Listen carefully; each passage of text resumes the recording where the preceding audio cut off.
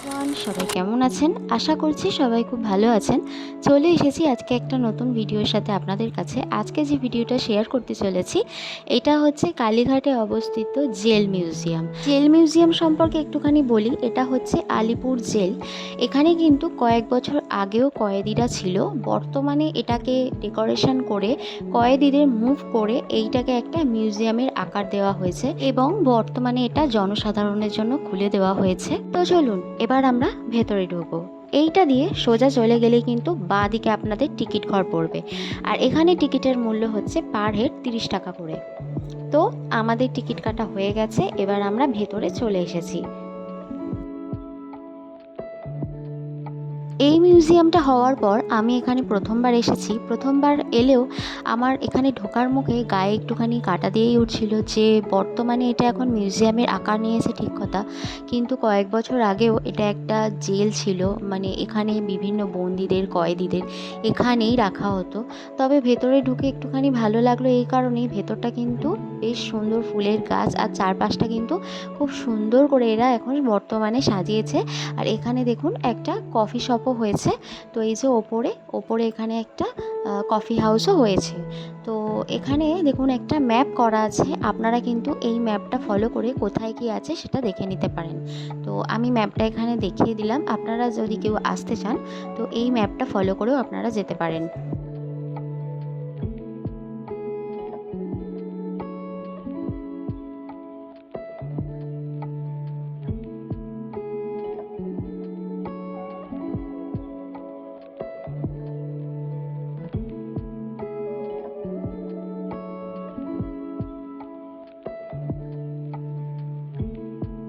এখানে সামনেই একটা দোতলা বাড়ি দেখতে পাচ্ছেন, এখানেও কিন্তু কয়েদিদের রাখা হতো।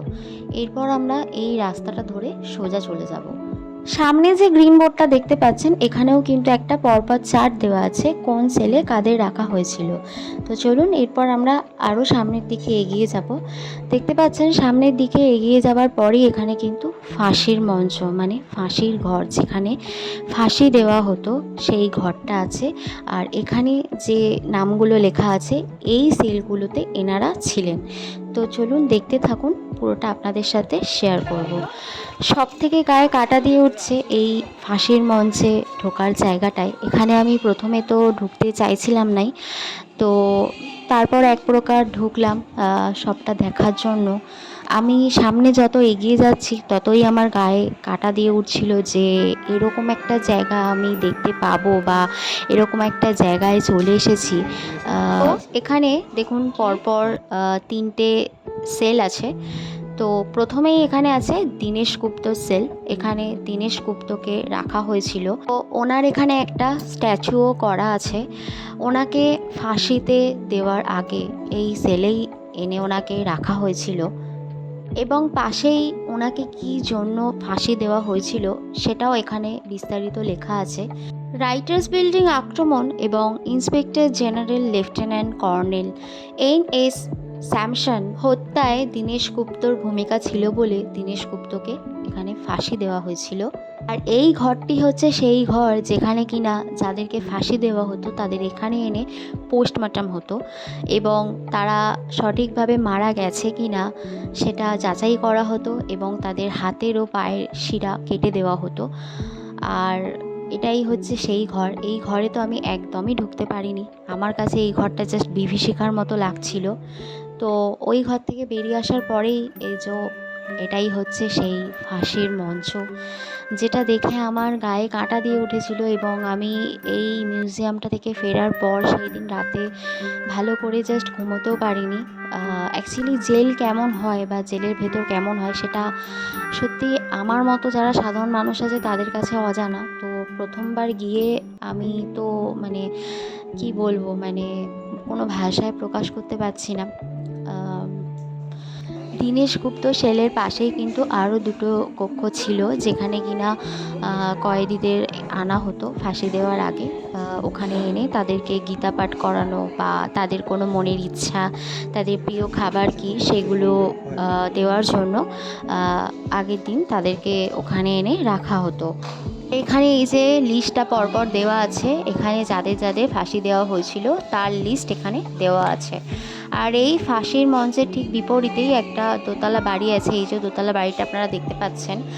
এখানে কিন্তু বাকি যারা বন্দিরা ছিল, সহবন্দি, তাদেরকে এনে রাখা হতো। তার কারণ হচ্ছে যাদের এখানে ফাঁসি দেওয়া হতো সেই মর্মান্তিক দৃশ্য যাতে বাকি তাদের সহবন্দিরা দেখতে পায়, বা দেখে যাতে তারা ভয় পায়, এবং ইংরেজদের কাছে যাতে সব তথ্য, তাদের সব গোপন তথ্য যাতে বলে দেয়, সেই ভয় দেখানোর জন্য এই দোতলা কক্ষে কিন্তু তখন এনে বাকি তাদের সহবন্দীদের রাখা হতো এবং জোর করে সেই মর্মান্তিক দৃশ্য দেখানো হতো।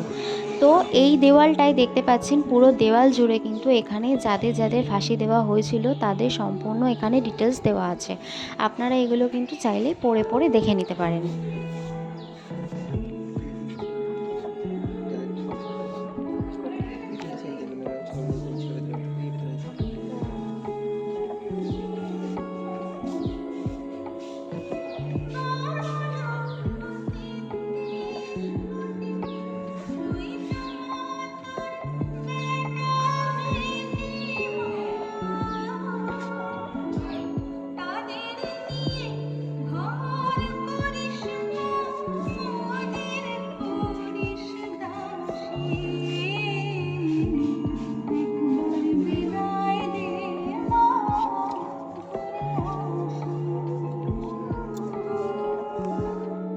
চলুন ওই জায়গা থেকে বেরিয়ে এবার আমরা এর অপোজিটে একটা যে ঘর আছে, দোতলা বাড়ি, তো সেখানে আমরা প্রবেশ করব। আর এই দোতলা বাড়িতেই যে ঘরগুলো আছে, যে কক্ষগুলো আছে, এই কিন্তু সেই সেল যেখানে কিন্তু নেতাজি সুভাষচন্দ্র বসুকে এনে রাখা হয়েছিল।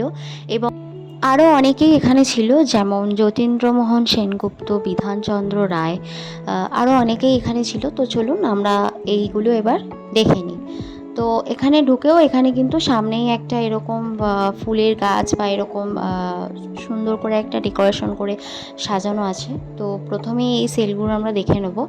অ্যাকচুয়ালি জেলের এই ঘরগুলো কেমন হয় সত্যিই আমার কাছে অজানা ছিল। আজকে আমি এখানে না এলে হয়তো দেখতেই পেতাম না বা জানতেই পারতাম না। কিন্তু দেখে একটু খারাপও লাগছে যে আমাদের দেশ যখন স্বাধীন হয়নি তখন কত ইংরেজরা সাধারণ মানুষ থেকে শুরু করে যারা বিপ্লবী ছিল, যারা আমাদের দেশের জন্য আন্দোলন করেছিল, তাদের ওপর অকথ্য অত্যাচার করত। এবং আজ ওনাদের জন্য আমাদের দেশ স্বাধীন হয়েছে এবং আমরা এখন স্বাধীনভাবে থাকতে পারছি। তো এই সেই ঘরগুলো যেখানে এই সমস্ত বিপ্লবীদের রাখা হয়েছিল। প্রথমেই আছে ডক্টর বিধানচন্দ্র রায়, ওনার একটা এখানে স্ট্যাচুও করা আছে, ওনাকে এখানে রাখা হয়েছিল 5ই সেপ্টেম্বর 1930 থেকে 16ই জানুয়ারি 1931 সাল পর্যন্ত ওনাকে এই কারাকক্ষে আটক করে রাখা হয়েছিল। ইনি কিন্তু পশ্চিমবঙ্গের দ্বিতীয় মুখ্যমন্ত্রী ছিলেন। আর এই ডেসক্রিপশানই কিন্তু এখানে লিস্টে দেওয়া আছে, আপনারা এখানে যারা আসবেন এগুলো আপনারা পড়ে পড়ে দেখে নেবেন। এবার তো চলুন এই সিঁড়িটা দিয়ে আমরা ওপরে উঠব। ওপরেই কিন্তু আছে নেতাজি কক্ষ। আর এখানে এই যে সিঁড়িটা আছে এটা কিন্তু সেই আগেকার দিনের থেকেই আছে। পরবর্তীকালে যখন এটা মিউজিয়াম হয়, এখানে নতুন করে রং করে এটাকে হয়তো মডিফাই করা হয়েছে, বাট এটা কিন্তু পুরনো আগে থেকেই এটা অলরেডি ছিল। তো চলে এসেছি আমরা ওপরে। আর এখানে যে প্রথম কক্ষটা আছে ওটা পুরো ফাঁকা, ওখানে কোনো ডেসক্রিপশান দেওয়া নেই। আর ওপর থেকে জাস্ট নিচের ভিউটা আপনাদেরকে একটু দেখাচ্ছি।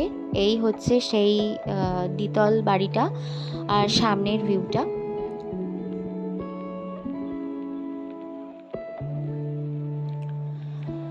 আর এই যে ফাইনালি এটা হচ্ছে নেতাজি কক্ষ। এখানে কিন্তু নেতাজি সম্পর্কে ডেসক্রিপশান পুরো দেওয়া আছে, বাংলায়ও আছে, ইংলিশেও আছে, আপনারা আপনাদের সুবিধা মতো পড়ে নেবেন। আর এই কক্ষে হচ্ছে নেতাজি সুভাষচন্দ্র বসু ছিলেন, ওনার এরকম একটা স্ট্যাচুও করা আছে। 1930 সালে 23শে জানুয়ারি থেকে 23শে সেপ্টেম্বর পর্যন্ত এই কক্ষে উনি বন্দী ছিলেন। আইন অমান্য আন্দোলনের জন্য ওনাকে এই কক্ষে এনে বন্দী করে রাখা হয়েছিল।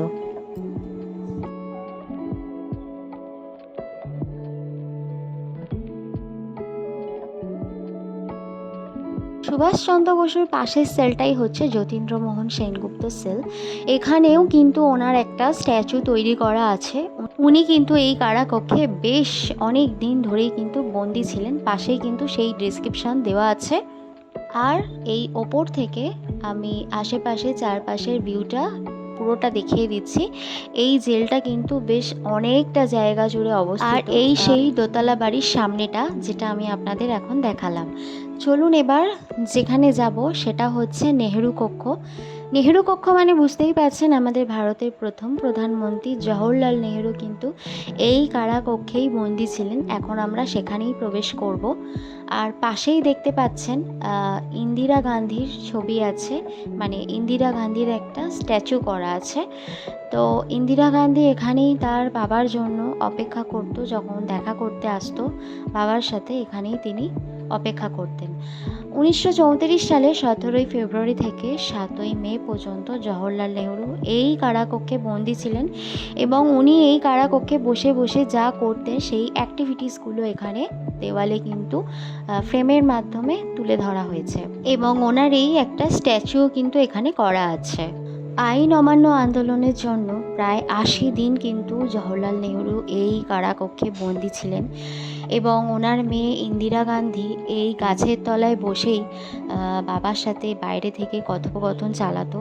মাত্র 20 মিনিটের জন্য তাদের দেখা করতে দেওয়া হতো এবং ইন্দিরা গান্ধী 2 সপ্তাহ অন্তর অন্তর তার বাবার সাথে দেখা করতে আসতো।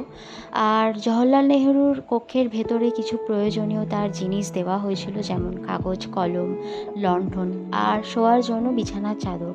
তো সব মিলিয়ে পরিবেশটা ভীষণই অস্বস্তিকর, মানে বেঁচে থাকার জন্য জাস্ট দুষ্কর। তো এইভাবেই ওনারা আমাদের দেশের জন্য করে গেছেন।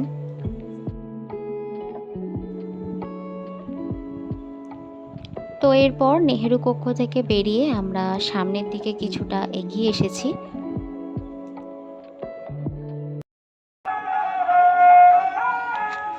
যদি কেউ কথা না কয়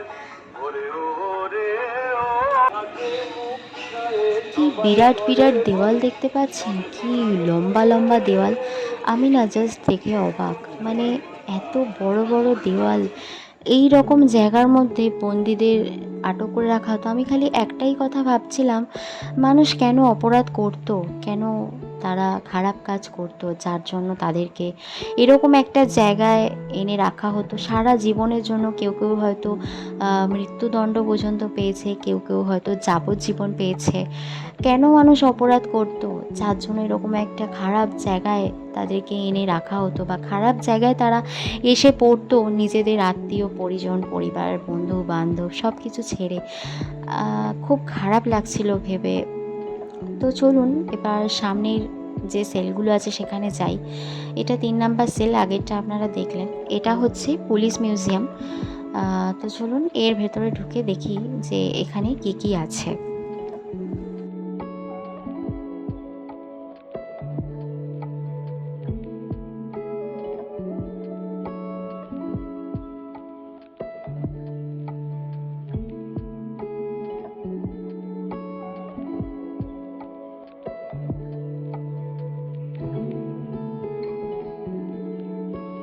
এই দেখুন আবারও একটা সেই বড় লম্বা দেওয়াল। আমি এখানে দাঁড়িয়ে জাস্ট কিছুক্ষণের জন্য দাঁড়িয়ে অবাক হয়ে ভাবছিলাম, এত বড় বড় দেওয়াল, মানে এত কঠিন শাস্তি। এই কক্ষগুলোর ভেতরে একটা মাত্র জানলা ছাড়া আর কিছুই নেই, মানে হাওয়া বাতাসও ঠিক করে ঢুকতে পারবে না, এরকম জায়গা। এত লম্বা লম্বা দেওয়াল একটা বন্দীদের জন্য। আর তৎকালীন ব্রিটিশ সরকারের আমলে এটা তৈরি। ব্রিটিশ সরকার কত নির্মম অত্যাচার করেছে আমাদের দেশের জন্য, আর তখনকার দিনের ওই সব মানুষরা আমাদের দেশের জন্য যদি না লড়তো, আমরা হয়তো আজ দেশটাকে স্বাধীনভাবে পেতাম না। তো এই যে আমরা পুলিশ মিউজিয়ামে ঢুকেছি, এই পুলিশ মিউজিয়ামটা একটু আপনাদের ঘুরে দেখাই। বিভিন্ন ধরনের এখানে পিস্তল, মানে বন্দুক রাখা আছে। এগুলো কিন্তু সেই সময়কার দিনেরই বন্দুক, মানে পিস্তল। তখনকার দিনে যেগুলো ইউজ হতো সেগুলোই সুন্দর করে সাজিয়ে গুছিয়ে এখানে মিউজিয়ামে রাখা আছে। আর এগুলো দেখতে পাচ্ছেন বোমার খুলি, আমি দেখে অবাক। কোনোটা আছে পিতলের, কোনোটা লোহার, মানে জীবনে তো কখনো দেখিনি, তাই না? প্রথম এখানে এসে বোমার খুলি দেখছি। যেমন এই যে দেখুন সামনে যেটা রাখা, এটাই হচ্ছে লোহার বোমার খোল, লেখা আছে। আর এই যে এটা আবার পিতলের বোম। মানে প্রথমবার চোখের সামনে এগুলো দেখা। তখনকার দিনে যেগুলো ইউজ হতো ভাবলেও আমার অবাক লাগছে। কত রকমের রিভলভার রাখা আছে এখানে, বড় ছোট মাঝারি, একটা তো একদম পুচকে, ওইটুকু দিয়েও কত মানে বড় বড় কাজ হয়েছে। আমি দেখেই অবাক হয়ে যাচ্ছি। আর সুরজিৎ তো এখানে এগুলো খুব ভালো করে মন দিয়ে দেখছে। ও এগুলো আবার একটু দেখতে ভীষণ ভালোবাসে, সব জিনিস নিয়ে স্টাডি করতে, সব জিনিস নিয়ে জানতে ওর আবার ভীষণ ইন্টারেস্ট। তো ও এগুলো ভালো করে খুঁটিয়ে খুঁটিয়ে দেখছে। এগুলো নাকি আবার লোহার বোমার খোল। প্রথমবার নিজের চোখের সামনে দেখলাম লোহার বোমার খোল কাকে বলে। আমাদের শরীরে একটুখানি কেটে গেলে বা কোনো কিছু লেগে গেলে সেটাই কত ব্যথা লাগে, সেটাই কত আমরা কষ্ট পাই। আর এই যে খোলগুলো আমরা দেখতে পাচ্ছি, মানে লোহার বোমার খোল, এগুলো একটা দিয়ে মানুষকে মারলে মানে কত কত মানুষ হয়তো মারা গেছে, মানে যেটা আমার ধারণার বাইরে হয়তো।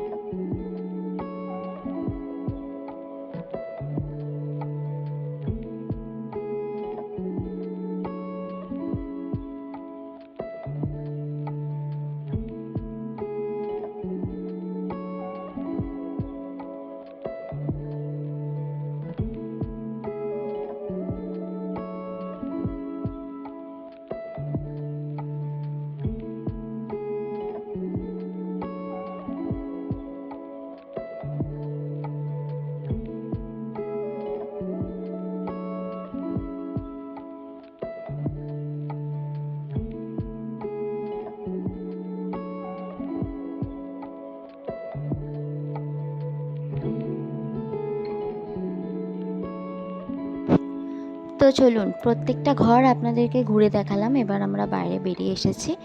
তো এই পুলিশ মিউজিয়াম থেকে এবার আমরা বেরোবো। তো এই হচ্ছে পুলিশ মিউজিয়ামের ভেতরটা।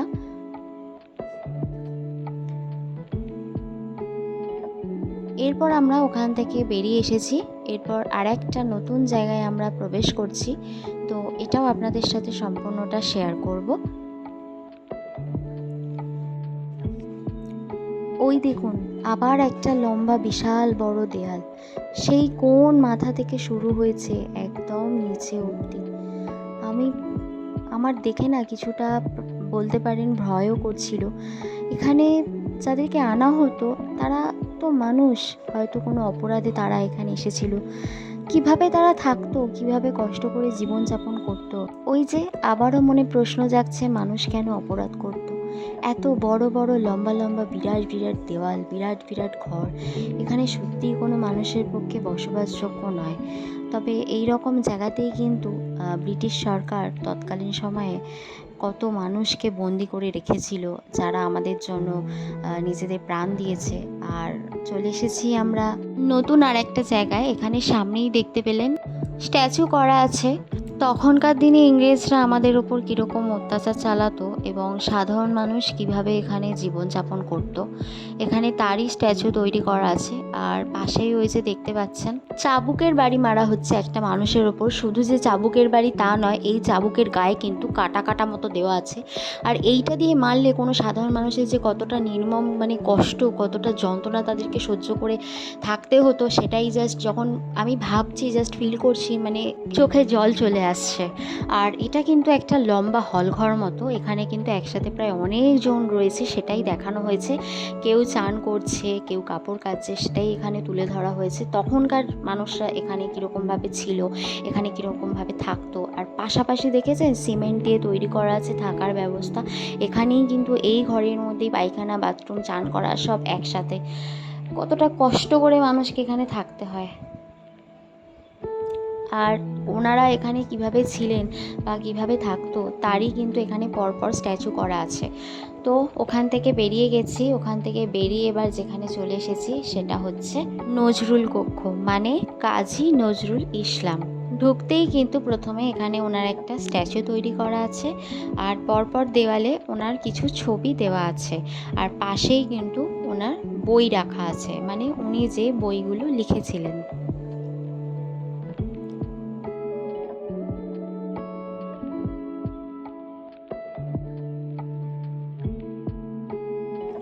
তো চলুন, ওখান থেকে বেরিয়ে এসেছি, চলে যাব আবারও একটা সিঁড়ি দিয়ে উঠে চলে এসেছি ওপরে।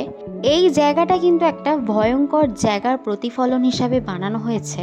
সামনেই যে স্ক্রিনটা দেখতে পাচ্ছেন, এই স্ক্রিনে কিন্তু ভেসে উঠছে লেখা, এটা হচ্ছে সেলুলার জেল, মানে যেটা আন্দামান দ্বীপপুঞ্জে অবস্থিত, যাকে কিনা কালাপানি হিসাবে বলা হয়। এখান থেকে কিনা মানুষের ফিরে আসা খুব দুষ্কর ছিল, আর তখনকার দিনে ব্রিটিশ সরকার কিন্তু মানুষকে আরও ভয়ঙ্কর থেকে ভয়ঙ্করতম শাস্তি দেওয়ার জন্য বিদ্রোহীদের এখানেই কিন্তু পাঠিয়ে দিত শাস্তি দেওয়ার, আর সেটারই একটা প্রতিফলন এখানে স্ট্যাচুর মাধ্যমে তুলে ধরা হয়েছে। তৎকালীন সময়ে কিন্তু প্রায় 400-র মতো ভারতীয়কে এখানে পাঠিয়ে দেওয়া হয়েছিল।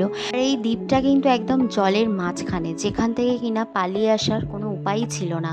তো চলুন, ওখান থেকে বেরিয়ে এবার যেখানে যাব, এটা হচ্ছে তাঁতকল। মানে এখানে যারা কয়েদিরা বা বন্দিরা ছিল, এই তাঁতকলেই কিন্তু এখানে তারা তাঁত বুনে তাদের নিজেদের উপার্জনটা করে নিত। এটাও একটা লম্বা হল ঘরের মতো, আর এখানে কিন্তু অনেক তাঁত রাখা আছে, তাঁতকল রাখা আছে পরপর পরপর। আর এখানেও কিন্তু ওরকম স্ট্যাচু মতো করা আছে, তারা যেভাবে তাঁত বুনতো সেটার কিন্তু এখানে স্ট্যাচু করা আছে। এই যে দেখুন, এখানে যারা বন্দি থাকতো তারা এইভাবেই এখানে তাঁত বুনে নিজেদের উপার্জনটা করতো, আর সেই উপার্জনের টাকা এখানে খাতায় লিখে রাখা হতো। তারা যখন ছাড়া পেত বা তাদের যখন ছুটি হতো, সেই টাকা একবারে তাদের হাতে তুলে দেওয়া হতো। আজকের ভিডিওটা এই পর্যন্তই, এখানেই শেষ করছি। ভালো লাগলে কিন্তু একটা লাইক, কমেন্ট, শেয়ার অবশ্যই করে দেবেন, আর আমাদের পাশে থাকার জন্য আমাদের চ্যানেলটাকে প্লিজ সাবস্ক্রাইব করে দেবেন, যাতে নতুন নতুন ভিডিও আপনাদের সামনে তুলে ধরতে পারি। ভালো লাগলে কিন্তু কমেন্টে জানাবেন এই ভিডিওটা আপনাদের কেমন লাগলো। তো চলুন, আজ এই পর্যন্তই, এখানেই শেষ করলাম।